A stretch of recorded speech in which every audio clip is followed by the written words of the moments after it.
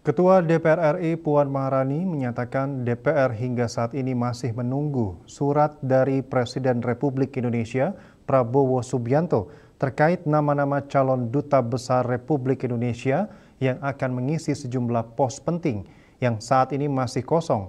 Puan Maharani berharap para dubes harus dijabat tokoh yang memahami geopolitik dunia.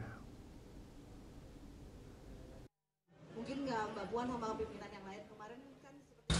Dalam konferensi persnya di Gedung DPR RI Jakarta, Ketua DPR RI Puan Maharani menyatakan DPR hingga saat ini masih menunggu surat dari Presiden Republik Indonesia Prabowo Subianto terkait nama-nama calon duta besar RI yang akan mengisi sejumlah pos penting yang saat ini masih kosong. Puan Maharani berharap para dubes harus diisi dengan tokoh yang memahami geopolitik dunia. Seperti diketahui, Komisi 1 DPR mengungkap ada 12 KBR di negara sahabat yang kosong tanpa dubes.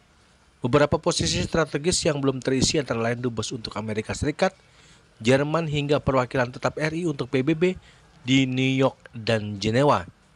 Menteri Luar Negeri Sugiono meminta maaf kepada Komisi 1 DPR karena tak bisa mengisi kursi dubes tersebut dalam waktu segera. Ia mengaku kesulitan mencari duta besar yang mumpuni menggantikan sosok terdahulu yang telah mengisi posisi tersebut. Puan berharap siapapun calon dubes yang dipilih oleh Prabowo adalah sosok yang memahami situasi geopolitik.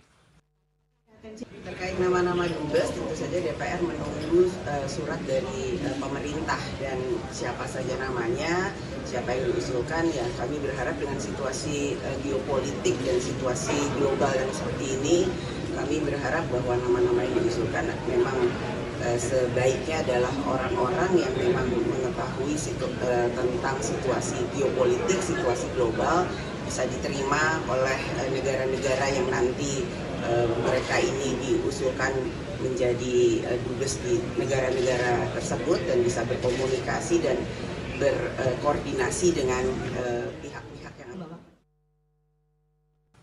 Dari Jakarta, Julius Suharto dan Ketut Sumadiasa melaporkan.